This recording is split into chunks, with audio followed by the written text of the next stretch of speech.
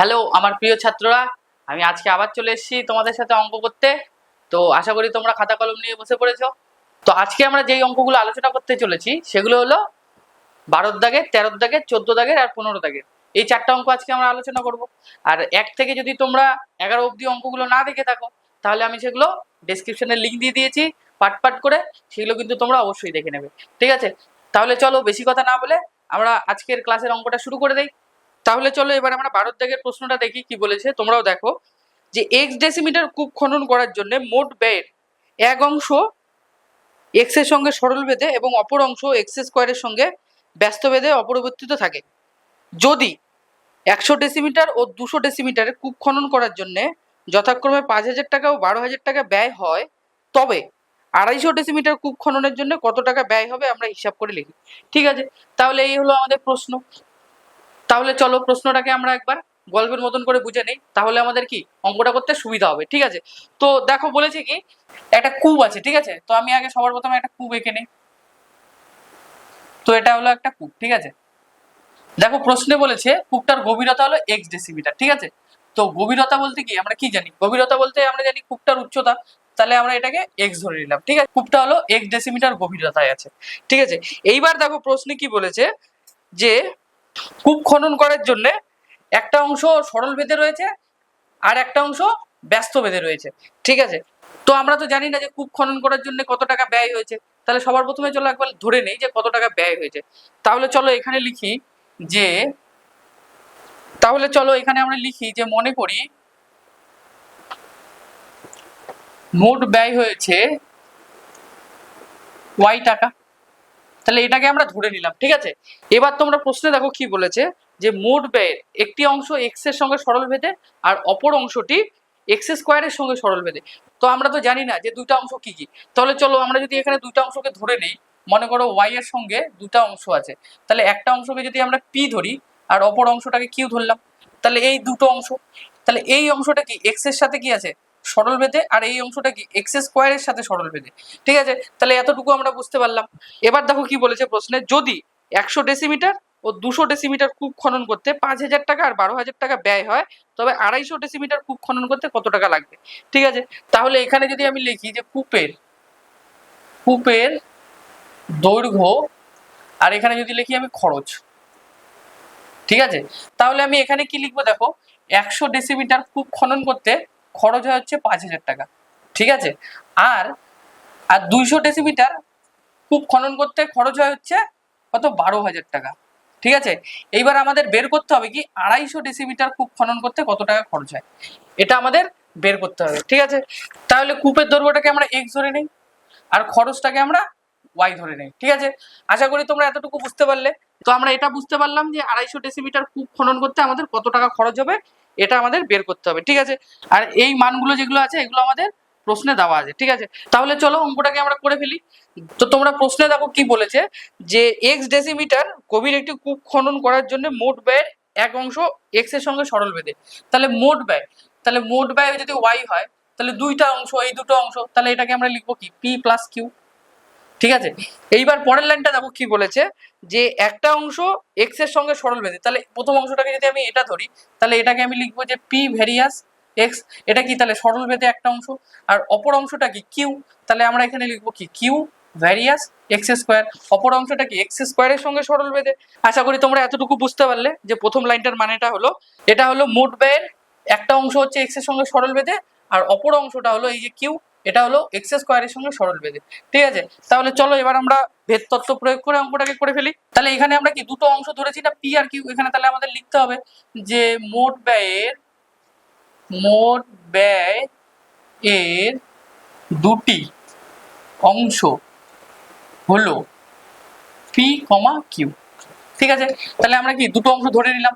তাহলে এইবার চলো আমরা অঙ্কটাকে ঝটপট করে নিই। ঠিক আছে, তাহলে চলো তাহলে সবার প্রথমে কাজ কি হবে আমাদের, এই যে এই ভ্যারিয়াস দুটোকে তুলে দেওয়া। ঠিক আছে, তাহলে ভ্যারিয়াস দুটোকে যদি আমি তুলি তাহলে কি হবে পি সমান সমান একটা ধ্রুবক নিব কে ওয়ান আর এক্স, আর এখানে কি করব কিউ সমান সমান একটা ধ্রুবক নিব কে টু আর হলো এক্স স্কোয়ার, আর এখানে আমরা কি লিখবো যা লিখি কে ওয়ান কমা কে টু অশূন্য ভেদ ধ্রুবক। ঠিক আছে, এতটুকু বোঝা গেল। এইবার দেখো কি আছে এখানে, পি আর কিউ এর মানটা আমরা পেয়ে গেছি না, এ দেখো পি আর কিউ এর মানটা, তো আমরা এখানে পি আর কিউ এর মানটা বসিয়ে দেবো, ঠিক আছে। তাহলে এখানে আমরা লিখি ওয়াই সমান সমান পি এর মানটা কি আছে কে ওয়ান এক্স প্লাস এটা লিখবো কি কে টু এক্স স্কোয়ার, ঠিক আছে। তাহলে এটা আমার ওয়াই এর মানটা, তো এটাকে আমি 1 নম্বর সমীকরণ দিয়ে দিচ্ছি, ঠিক আছে। তারপরে দেখো কি করব, তো তোমরা এই জায়গাটা এবার দেখো, ঠিক আছে, যে বলেছে 100 ডেসিমিটার কূপ খনন করতে খরচ হয় কত 5,000 টাকা, তো আমরা প্রথমে এই অংশটাকে নিয়ে করব, ঠিক আছে। তো এটাকে যদি আমি নেই তাহলে এক্সটা কত আমার 100 আর ওয়াইটা কত 5,000, তো এখানে আমি মানগুলো বসিয়ে দিই, ঠিক আছে। তো মানগুলো বসিয়ে দিচ্ছি, ওয়াই কত আছে, ওয়াই আছে 5,000, ওয়াই এর জায়গায় আমি 5,000 বসালাম, কে ওয়ান যা আছে তাই থাক, আর এক্স এর জায়গায় আমি কত বসাবো 100, তাহলে 100 প্লাস কে টু কত, কে টু যা আছে তাই থাক, আর এক্স এর জায়গায় কত বসাবো 100 তার স্কোয়ার, ঠিক আছে। তারপরে দেখো এর পরের লাইনটা কি হবে, 5,000 এখানে যা আছে তাই থাক সমান সমান কে ওয়ান 100 এখানে যা আছে তাই থাক প্লাস কে টু 100 এর স্কোয়ার কত হবে, 100 এর স্কোয়ার হবে 10,000, ঠিক আছে। তো এটা আমি লিখে দিলাম। এইবার দেখো কি করব, এখানে 5,000 যা আছে তাই থাক সমান সমান এখানে দেখো 100, এখানে দেখো 10,000, তো এখান থেকে আমি যদি 100 কমন নেই তাহলে কি থাকবে কে ওয়ান প্লাস 100 আর হচ্ছে কে টু, কারণ কি এই 100 আর 100 যদি আমি গুণ করি তাহলেই তো 10,000 হবে, ঠিক আছে। আশা করি এতটুকু বোঝা গেল। এইবার দেখো এই 100টা সমান সমানের ডান পাশে আছে, এটাকে যদি আমি বাঁ পাশে নিয়ে আসি তাহলে কি হবে ভাগ হয়ে যাবে, তাহলে এটাকে আমি এইভাবে লিখতে পারি 5,000 ভাগ 100 সমান সমান কে ওয়ান প্লাস 100 কে টু, ঠিক আছে। তো এই শূন্য কাটবে, এই শূন্য কাটবে, তাহলে পরে কি থাকে 50, তাহলে 50 লিখলাম, এখানে কি পড়ে আছে কে ওয়ান প্লাস 100 কে টু, ঠিক আছে। তো চলো এবার আমরা কি করবো, এই লাইনটাকে জাস্ট খালি একবার সাজিয়ে লিখবো কে ওয়ান প্লাস 100 কে টু সমান সমান 50, ঠিক আছে। তাহলে এটা আমার কি হলো 2 নম্বর সমীকরণ হলো। এইবার আমরা কি করব, এইবার এই যে এক্স ওয়াই এর মানটা আছে না, এইবার আমরা এই 200 আর এই 12,000টাকে নিয়ে করব, ঠিক আছে, এইটুকুটাকে নিয়ে করবো এবার, ঠিক আছে। এবার আমরা কি করব, এই 1 নম্বর সমীকরণটাকে আবার এখানে তুলে নেব, তুলে নিয়ে এখানে এই যে এক্স আর ওয়াই এর মানটা বসিয়ে একটা সমীকরণ বের করবো, ঠিক আছে। তাহলে চলো এখানে লিখি যে আবার বলে লিখে এই যে এই সমীকরণটাকে তুলে নিচ্ছে, ঠিক আছে।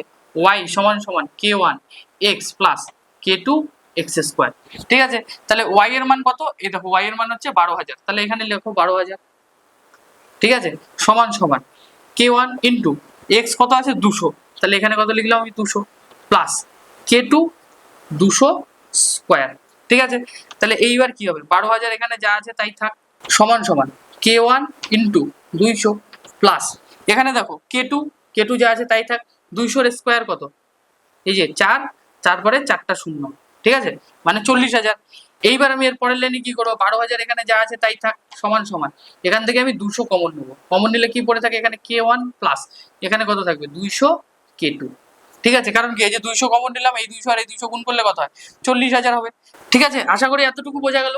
এর পরের লাইনটা আমরা কি করবো, এই যে 200টা আছে না 200টা, এই 200টাকে সমান সমানের এই পাশে নিয়ে চলে আসবো, ঠিক আছে।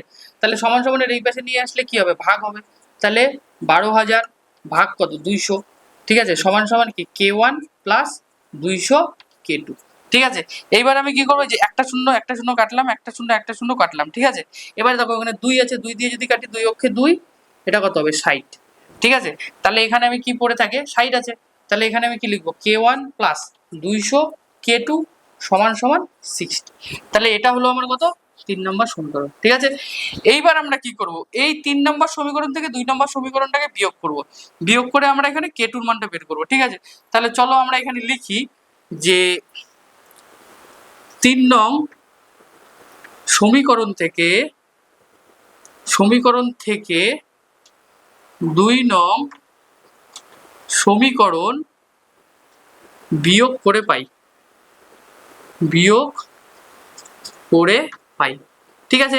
তোমরা লিখে নাও। এবার দেখো 2 নম্বর সমীকরণটা কি, এটা আমরা তুলে নেই ফার্স্টে, কে ওয়ান প্লাস 200 কে টু সমান সমান 60, ঠিক আছে। এইবার আমি 2 নম্বর সমীকরণটা লিখবো যে কে ওয়ান প্লাস 100 কে টু সমান সমান 50, ঠিক আছে। তাহলে তোমরা অপনয়ন পদ্ধতি করেছো, অপনয়ন পদ্ধতি হলে কি হয় প্লাস হলে মাইনাস, এটা প্লাসের জায়গায় মাইনাস, এটা মাইনাস, এই দেখো প্লাস কে আর মাইনাস কে এটা কাটা যাবে, কেটে দিলাম। এখানে দেখো 200 কে টু থেকে 100 কে টু বিয়োগ করলে কত হবে 100 কে টু। এবার তোমরা এখানে দেখো 60 এর থেকে যদি 50 বিয়োগ করি তাহলে কত হবে 10, ঠিক আছে। তাহলে কে টু সমান সমান 10, এই যে 100টা কি সমান সমানের এই পাশে গেলে ভাগ হয়ে যাবে, তাহলে 0 0 কাটবে, তাহলে K2 কত থাকবে 1/10। তাহলে K2 মান আমরা কত পেলাম, এই যে এটা পেলাম। ঠিক আছে, এইবার তোমরা এখানে দেখো আমরা K2 মানটা পেলাম হচ্ছে এই যে এই মানটা পেলাম। ঠিক আছে, আমি সবগুলোকে লাল করে দিচ্ছি তাহলে বুঝতে সুবিধা হবে। এটা হলো আমাদের 1 নম্বর সমীকরণ, এটা হচ্ছে আমাদের 2 নম্বর সমীকরণ। ঠিক আছে, আর এটা হচ্ছে আমাদের 3 নম্বর সমীকরণ। ঠিক আছে, এতটুকু বোঝা গেল। এইবার কি করব, এই যে K2 এর মানটা আছে না, এবার আমাদের K1 এর মান লাগবে। তাহলে কি এই K2 টাকে কি করব আমরা এই 2 নম্বর সমীকরণে বসাবো। তাহলে আমরা এখানে লিখি K2 সমান সমান 1/10। ঠিক আছে, K 2 নং সমীকরণে বসিয়ে পাই। ঠিক আছে, তাহলে কি 2 নম্বর সমীকরণ কোনটা, এই যে এটা। তাহলে আমরা এটাকে ফার্স্টে তুলে নেই, K1 প্লাস 100 K2 সমান সমান 50। ঠিক আছে, তাহলে তোমরা এখানে দেখো K1 যা আছে তাই থাকবে, প্লাস 100 যা আছে তাই থাক। K2 মানে কত 1/10, তাহলে এটা কি হবে 1/10 সমান সমান কত 50। তাহলে এই দেখো একটা শূন্য আর একটা শূন্য আমি কেটে দেবো, তাহলে এখানে কি পড়ে থাকে K1 প্লাস 10 সমান সমান 50। ঠিক আছে, এখানে বা লিখবো K1, এখানে দেখো প্লাস আছে, এটা সমান সমানের ওই পাশে গেলে কি হবে মাইনাস হয়ে যাবে, 50 মাইনাস 10, তাহলে K1 সমান সমান কত 40। তাহলে আমাদের K1 কত বেরোলো, K1 সমান সমান 40, K2 হলো 1/10, K1 হলো 40। এইবার আমরা কি করব, এই K1 আর K2 এর মানটাকে নিয়ে গিয়ে আমরা 1 নম্বর সমীকরণে বসাবো। বসিয়ে এখান থেকে আমাদের y এর মানটা বের করতে হবে। কেন বের করতে হবে, এখানে দেখো আমাদের বলেছে না যে 250 মিটার কূপ খনন করতে, এখানে আমাদের কি বলেছে দেখো 250 ডেসিমিটার কূপ খনন করতে কত টাকা খরচ হয় এটা বের করতে হবে। মানে কি এটা আমি y ধরে নিয়েছি, তাহলে আমার y এর মানটা বের করতে হবে, আর x কত 250। তাহলে চলো এখানে আমরা মানগুলোকে বসিয়ে দিই। ঠিক আছে, তো আমি এটাকে মুছে দিচ্ছি একটু উপরেরটা। তো তোমরা এখানে লেখো যে K1 সমান সমান 40, K2 সমান সমান 1/10, আর x সমান সমান 250 এর মান 1 নং সমীকরণে বসিয়ে পাই। ঠিক আছে, এই যে মানগুলো আছে এই মানগুলো আমরা 1 নম্বর সমীকরণে বসাবো। তাহলে চলো এখানে আমি 1 নম্বর সমীকরণটাকে তুলে নিই। ঠিক আছে, y সমান সমান K1 x plus K2 x square. ঠিক আছে, তাহলে চলো এখানে মানগুলো বসাই। তাহলে y এর মানটা বের করতে হবে, y যা আছে তাই থাক। ঠিক আছে, K1 কত আমার 40, তাহলে 40 বসালাম। x কত x হলো আমার 250, তাহলে আমি এখানে 250 বসাইলাম। এইবার K2 কত, K2 হচ্ছে 1/10। ঠিক আছে, এইবার x স্কোয়ার কত আবার কত 250 স্কোয়ার। তাহলে দেখো এই জায়গাটা আমরা এবার ক্যালকুলেশন করবো। তাহলে এখানে লিখি y সমান সমান, এই দেখো 4 25 কত 100 বসালাম। ঠিক আছে, আর কয়টা শূন্য, 2টা শূন্য, তাহলে এটা কত হলো 10,000 প্লাস 1/10, 25 স্কোয়ার কত 625, আর একটা শূন্য আছে মানে কি 2টা শূন্য হবে। ঠিক আছে, তাহলে এইবার কি করবো, এই একটা শূন্য আর এই একটা শূন্য কেটে দিলাম। এইবার তাহলে চলো এবার আমরা পরের লাইনটা করে ফেলি, y সমান সমান 10,000 প্লাস এখানে কত আছে 6,250। তাহলে তাহলে এখানে আমার কি y সমান সমান কি 10,000 আর 6,250 কে যদি আমি যোগ করি তাহলে কত হবে 16,250 টাকা। ঠিক আছে, তাহলে 250 ডেসিমিটার গভীর কূপ খনন করতে কত টাকা লাগবে, 16,250 টাকা লাগবে। ঠিক আছে, তাহলে এটাই আমাদের অ্যান্সার। তাহলে এবার তোমরা উত্তরটা লিখবে এখানে উত্তর বলে যে 250 ডেসিমিটার গভীর কূপ খনন করতে খরচ হয় কত 16,250 টাকা। তাহলে এটাই আমাদের অ্যান্সার। ঠিক আছে, এটা আমাদের অ্যান্সার। তো আশা করি তোমরা অঙ্কটা বুঝতে পারলে। ঠিক আছে, তারপরেও যদি তোমাদের কোনো রকমের সমস্যা থাকে তোমরা কিন্তু অবশ্যই আমাকে কমেন্টে জানাবে। ঠিক আছে, তাহলে চলো এবার আমরা পরের অঙ্কটা করে ফেলি ঝটপট। তাহলে চলো এবার আমরা 13 দাগের অঙ্কটা দেখি কি বলেছে। দেখো বলেছে চোঙের আয়তন ভূমির ব্যাসার্ধের দৈর্ঘ্যের বর্গের এবং উচ্চতার সঙ্গে যৌগিক ভেদে আছে। দুটি চোঙের ভূমির ব্যাসার্ধের দৈর্ঘ্য অনুপাত 2:3 এবং তাদের উচ্চতার অনুপাত 5:1 হলে তাদের আয়তনের অনুপাত নির্ণয় করবে। ঠিক আছে, একদমই সোজা অঙ্ক। তাহলে চলো অঙ্কটাকে আগে আমরা গল্পের মতন করে বুঝে নেই, তাহলে আমাদের অঙ্কটা করতে সুবিধা হবে। ঠিক আছে, দেখো বলেছে দুটি চোঙের ভূমির ব্যাসার্ধের দৈর্ঘ্যের অনুপাত 2:3। এই দেখো তোমরা এখানে আমি দুটো চোঙের ছবি এঁকে রেখেছি। এবার ব্যাসার্ধ, ব্যাসার্ধ কি হয়? ব্যাসার্ধ এখানে হয়, তাহলে চোঙ দুটার ব্যাসার্ধ যদি এটা হয়, ব্যাসার্ধ মানে কি? ব্যাসের অর্ধেক। তাহলে ব্যাসার্ধের অনুপাত বলেছে দেখো 2:3। তাহলে এই ব্যাসার্ধের অনুপাতটা আর সমান সমান এটাকে আমি ধরি 2x, আর এটা আর সমান সমান কত ধরতে পারি? 3x। ঠিক আছে, এইবার বলেছে উচ্চতার অনুপাত। উচ্চতা কোনটা? চোঙের উচ্চতা, এই যে এটা উচ্চতা, এই দুটো উচ্চতা। তাহলে উচ্চতার অনুপাত দেওয়া আছে দেখো কত? 5:4। তাহলে উচ্চতার একক কি? h সমান সমান কত? 5x, আর এটার উচ্চতা কত? 4x। ঠিক আছে, তাহলে আশা করি তোমরা এই জায়গাটা বুঝতে পারলে। এইবার দেখো সব থেকে যেটা ইম্পর্টেন্ট জিনিস, প্রথম লাইনটা, চোঙের আয়তন, ভূমির ব্যাসার্ধ ও উচ্চতা। তো এগুলোকে তো আমরা জানি না, তাহলে এগুলোকে সবার প্রথমে আমরা একবার ধরে নেই। ঠিক আছে, তাহলে চলো লিখি যে মনে করি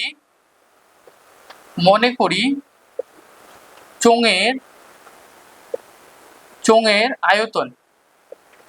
আয়তন ভি, উচ্চতা হচ্ছে এইচ, আর হচ্ছে ব্যাসার্ধ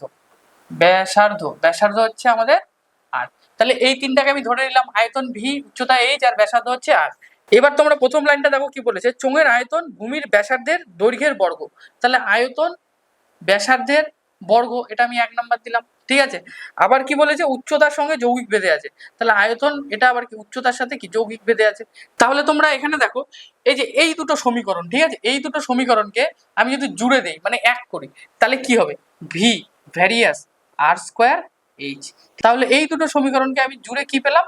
ভি ভ্যারিয়াস আর স্কোয়ার এইচ স্কোয়ার। তাহলে দেখো আয়তন ব্যাসার্ধের বর্গ আর উচ্চতার সঙ্গে কি? সরল ভেদে, মানে যৌগিক ভেদ। তাহলে তোমরা মনে রাখবে, এই যে দুটো সরল ভেদকে যখন আমরা জুড়ে দেবো, কি করব? দুটো সরল ভেদকে যখন আমরা জুড়ে দেবো, তখন আমরা কি পাবো? যৌগিক ভেদ পাবো। ঠিক আছে, তাহলে এটা আমাদের কি ভেদ বেরোলো? যৌগিক ভেদ বেরোলো। ঠিক আছে, মানে এই দুটো সমীকরণকে আমি জুড়ে দেওয়ার পরে যে সমীকরণটা পাবো সেটাই হলো আমাদের কি? যৌগিক ভেদ। ঠিক আছে, তাহলে চলো এবার আমরা অঙ্কটাকে করে ফেলি। তাহলে এটাকে আমি কি লিখবো? ভি ভ্যারিয়াসটাকে তুলতে গেলে কি লাগবে? একটা কে, আর কি লাগবে? আর স্কোয়ার এইচ। ঠিক আছে, এখানে কি লিখবো? কে অশূন্য ভেদ ধ্রুবক, ঠিক আছে, আশা করি এতটুকু বোঝা গেল। এটাকে আমি মুছে দিচ্ছি এই জায়গাটাকে। এইবার আমরা কি করব? এবার আমাদের কি জানতে চেয়েছে? আয়তনের অনুপাত জানতে চেয়েছে। তাহলে চলো আমরা এখানে লিখি যে প্রথম চোঙ এর আয়তন, এটাকে আমরা ব্র্যাকেটে v1 দিব। তাহলে আয়তন কি? আয়তনের সূত্র এই যে এটা, কে আর স্কোয়ার এইচ। ঠিক আছে, তাহলে এবার কি? এবার আমরা মানগুলো বসাবো, কে যা আছে তাই। ঠিক আছে, আর এর মান কত? প্রথমটাতে আমাদের আর হচ্ছে 2x, তাহলে এখানে কত দিলাম? 2x তার স্কোয়ার। আর এইচ কত? 5y, তাহলে 5y দিলাম। ঠিক আছে, এটাকে ক্যালকুলেশন করি, তাহলে কে into 4x square into 5y। তাহলে এটার একক কি হবে? আয়তনের একক কি হয় সবসময়? ঘন একক। ঠিক আছে, এটা বেরোলো। প্রথম চোঙের আমাদের আয়তনটা বেরিয়ে গেল। এবার আমরা কি লিখবো? দ্বিতীয় চোঙের আয়তন, দ্বিতীয় চোঙ এর আয়তন কি হবে? v2। ঠিক আছে, এবার সূত্রটা কি আয়তনের? এই যে এটা, এই যে সূত্র এটা। তাহলে কি হবে? কে ইন্টু আর স্কোয়ার এইচ। এবার আমরা মানগুলো বসাবো, কে যা আছে তাই থাক। আর স্কোয়ার কত? 3x, তাহলে এটা কত হবে? 3x তার স্কোয়ার ইন্টু এইচ কত? 4y। ঠিক আছে, এটাকে তাহলে ক্যালকুলেশন করি, 4 into 9x square into 4y। এটা কি হবে? ঘন একক। তাহলে তোমরা দেখো প্রথম চোঙের আয়তন কোনটা বেরোলো? এই যে এটা বেরোলো। ঠিক আছে, আর দ্বিতীয় চোঙের আয়তন কোনটা বেরোলো? এটা বেরোলো। ঠিক আছে, তাহলে এইবার আমরা কি করব? দেখো এবার আমরা কি এই দুটো চোঙের আয়তনের অনুপাতটা বের করব। তাহলে চলো এখানে আমরা লিখি যে চোঙ দুটির আয়তনের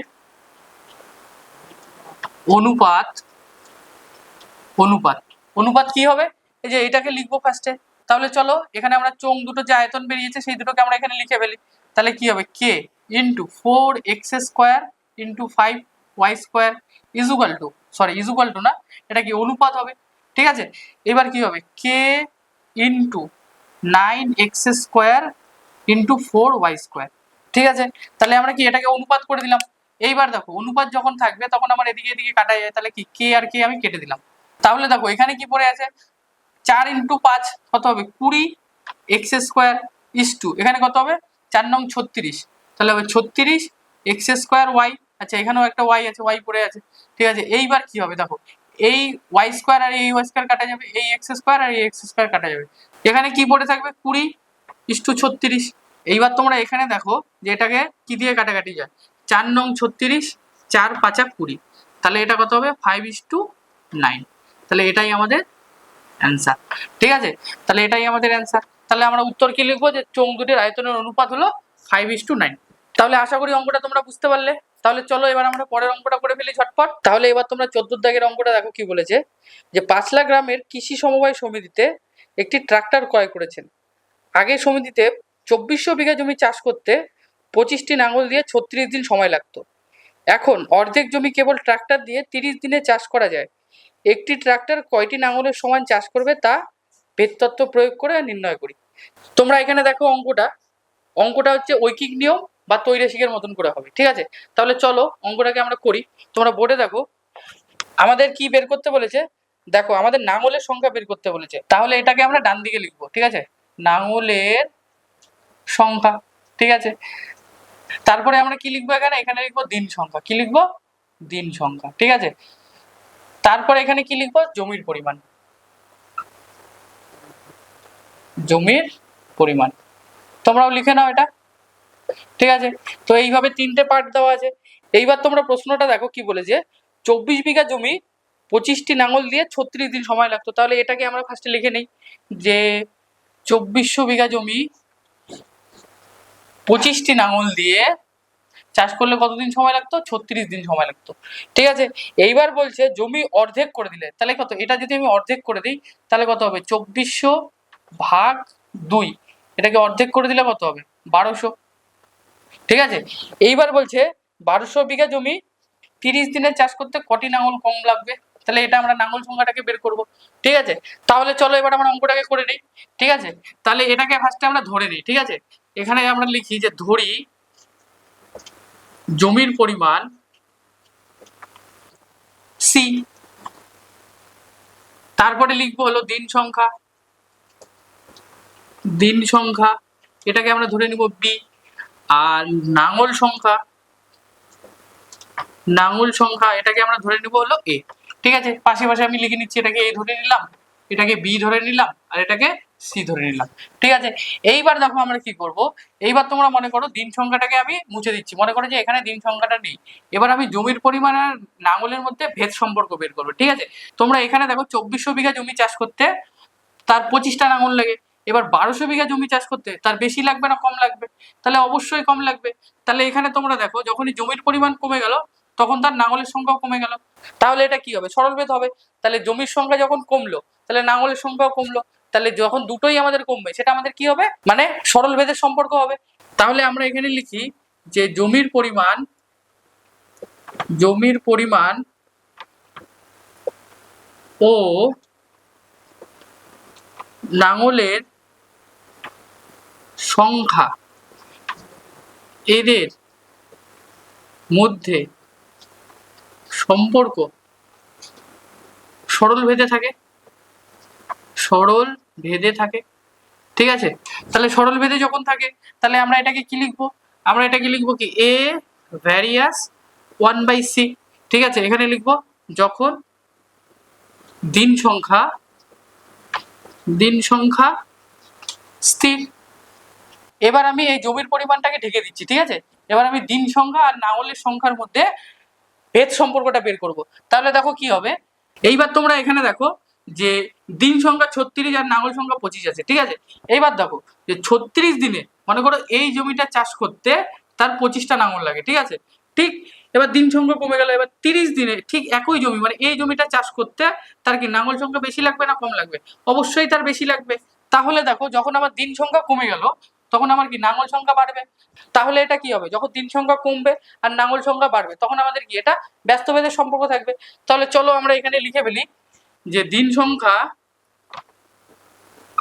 সংখ্যা ও লাঙলের সংখ্যা এদের মধ্যে সম্পর্ক ব্যস্তভেদের থাকে। ঠিক আছে, তাহলে ব্যস্তভেদের থাকে, তাহলে ব্যস্তভেদ যদি হয় তাহলে কি হবে, এ ভ্যারিয়াস 1/b। ঠিক আছে, তাহলে এখানে আমি ব্র্যাকেটের ভিতরে কি লিখবো, যখন জমির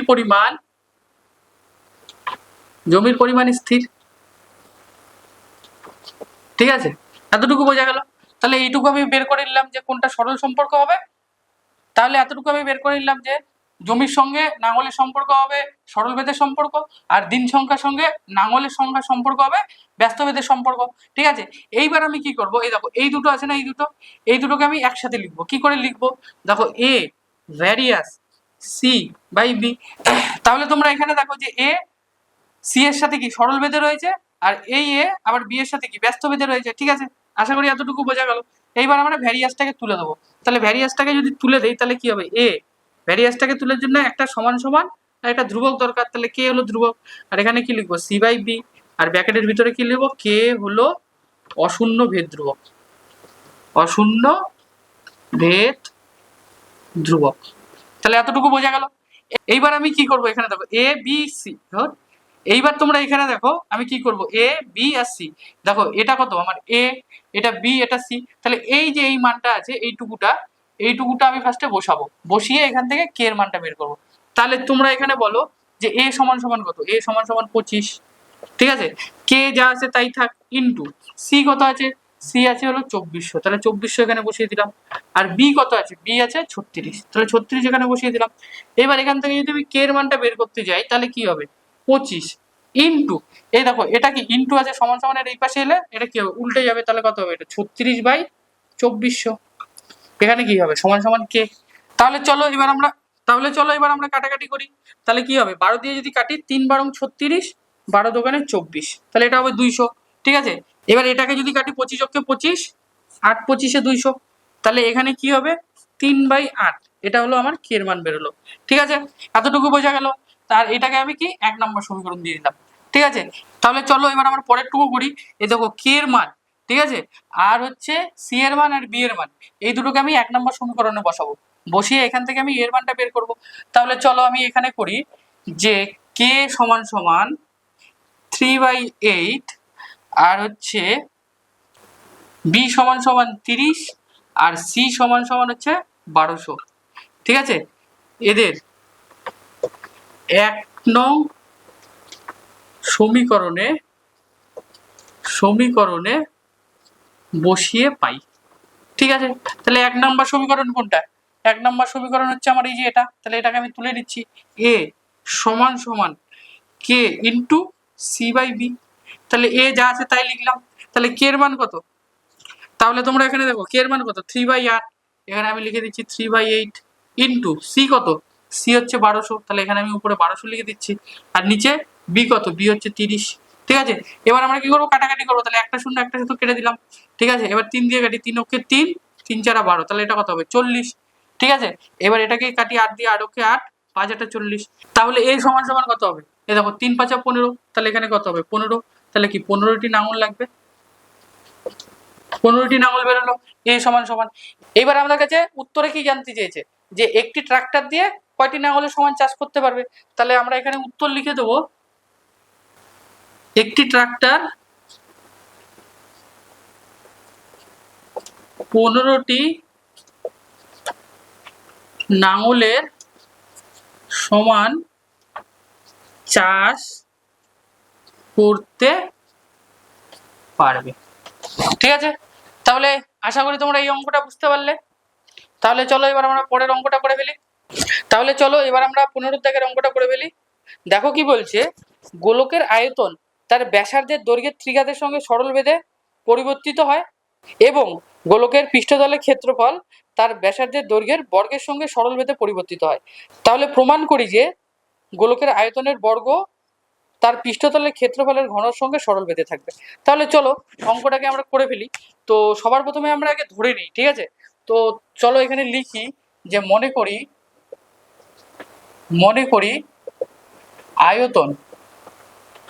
আয়তন হচ্ছে আমরা কি দিয়ে প্রকাশ করি, ভি।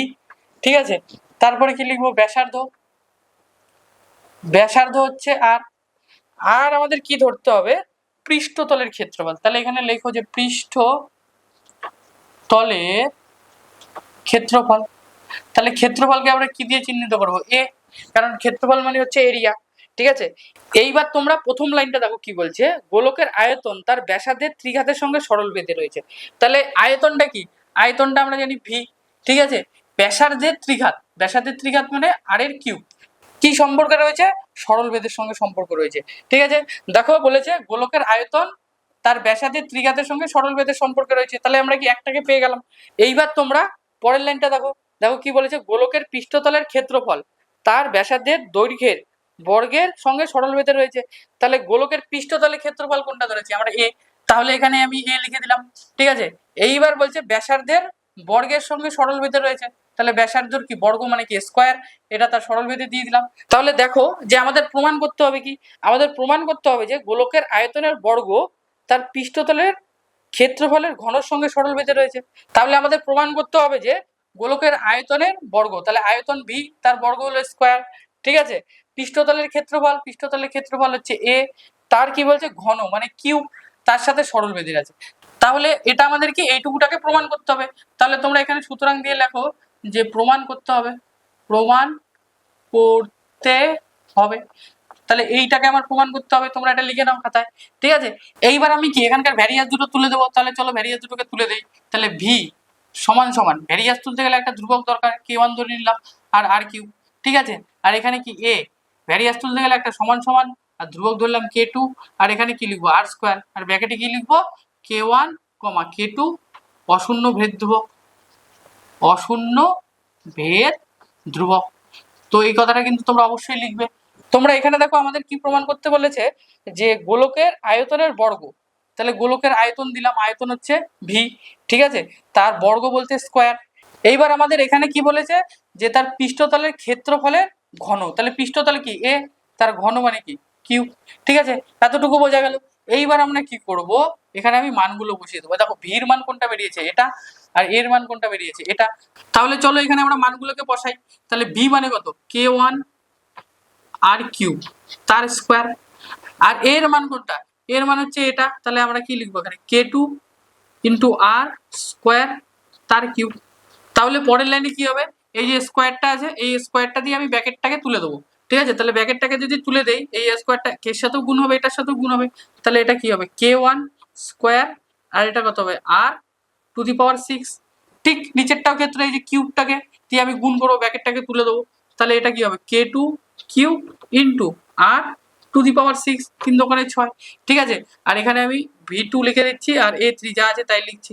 এইবার আমরা কি করবো, এখানে আবার লিখে দিচ্ছি ভি টু আর এখানে কি লিখে দিচ্ছি এ থ্রি। এইবার দেখো আর সিক্স আর আর সিক্স কাটা চলে গেল, তাহলে এখানে কি পড়ে আছে কে ওয়ান তার স্কোয়ার আর হলো কে টু তার কিউব। ঠিক আছে, এটা পড়ে আছে। এইবার আমরা কি করব, এইবার তোমরা এই জায়গাটা দেখো। ঠিক আছে, এখানে দেখো এ কিউব, এটা কি এর সাথে কি ভাগ সম্পর্ক আছে, এটাকে যদি আমি সমান সমানের এই পাশে মানে ডান পাশে নিয়ে যাই, তাহলে এটা কি গুণ হয়ে যাবে। তাহলে এটাকে কি লিখবো আমি ভি স্কোয়ার সমান সমান কে ওয়ান স্কোয়ার যা আছে তাই থাক, আর এখানে কি কে টু তার কিউব যা আছে তাই থাক, ইনটু এই যে এটাকে আমি সমান সমানের ওই পাশে নিয়ে যাচ্ছি, তাহলে কি হবে এ থ্রি। ঠিক আছে, এইবার তোমরা কি জানো, এই কে এর সাথে যেই থাকুক না কেন সেটা হলো ধ্রুবক। তাহলে এইটুকু বক্সের ভিতরে যে আছে কে, তাহলে কি এটা আমার পুরোটাই ধ্রুবক। তাহলে তোমরা দেখো একটা ধ্রুবক আর যদি সমান সমান থাকে, তাহলে আমি কি লিখতে পারি ভি স্কোয়ার, আমি এটাকে তুলে ভ্যারিয়াস লিখতে পারি, এটাকে কি এ কিউব লিখতে পারি। তাহলে দেখো এটা আমার প্রমাণিত হয়ে গেল ভি স্কোয়ার ভ্যারিয়াস এ কিউব। এ দেখো ভি স্কোয়ার ভ্যারিয়াস এ কিউব, তাহলে আমরা এখানে কি লিখবো প্রমাণিত। ঠিক আছে, আশা করি তোমরা 12 দাগের 13 দাগের 14 দাগের আর 15 দাগের এই চারটা অঙ্ক খুব সহজেই বুঝতে পারলে। ঠিক আছে, তারপরেও যদি তোমাদের কোনো রকম অসুবিধা থাকে তোমরা কিন্তু আমাকে অবশ্যই কমেন্টে জানাবে। আর যদি এই চারটে অঙ্ক তোমাদের কাজে লেগে থাকে বা ভালো লেগে থাকে, তাহলে একটা লাইক কমেন্ট আর শেয়ার করে দেবে। ঠিক আছে, আর সাবস্ক্রাইব তো অবশ্যই করে নেবে, কারণ এর পরের ক্লাসে আমরা গোলকের চ্যাপ্টারের অঙ্কগুলো করতে চলেছি, যেগুলো হলো খুবই ইম্পর্টেন্ট অঙ্ক। তাহলে আজকের জন্য আমাদের ক্লাসটা এখানেই শেষ। আশা করি তোমরা সবাই ভালোই আছো। তাহলে আজকের জন্য চলো টাটা বাই বাই, আবার তোমাদের সাথে পরের ক্লাসে দেখা হচ্ছে।